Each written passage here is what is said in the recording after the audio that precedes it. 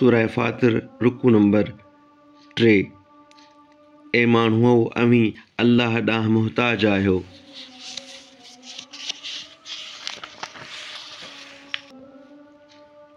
ऐं अल्लाह उहो बेपरवाह साराहियल आहे जेकॾहिं घुरे त अव्हांखे नास करे ऐं नई ख़ल्क़ पैदा करे। ऐं इहो कमु अल्लाह खे ओखो न आहे ऐं को बि बार खणंदड़ ॿिए जो बार न खणंदो। ऐं जेकॾहिं गुनाहनि जे ॻोरे बार वारो पंहिंजे बार खणण ॾांहुं कंहिंखे सॾींदो तोणीक माइटीअ वारो हूंदो त मंझांइसि कुझु बि न खंयो वेंदो।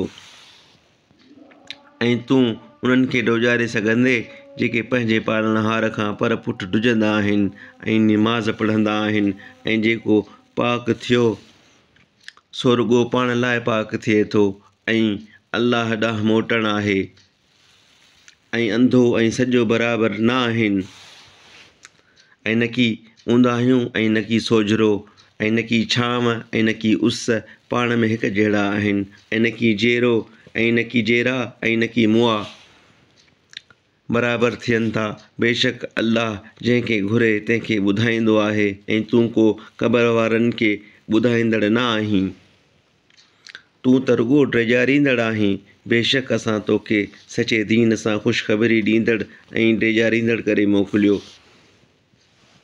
ऐं अहिड़ी का टोली आहे ई कान जंहिंमें को ड्रेजारींदड़ न गुज़रियो आहे। ऐं जेकॾहिं तोखे कूड़ो भाईनि था त खाइनि अॻियनि बि बेशक कूड़ो भायो हो ऐं जिन वटि संदन पैगम्बर मौजिज़नि ऐं सहीफ़नि सां ऐं पधरनि किताबनि सां आया हुआ। वरी काफ़िरनि खे पकड़ियुमि पोइ मुंहिंजी सज़ा कीअं हुई।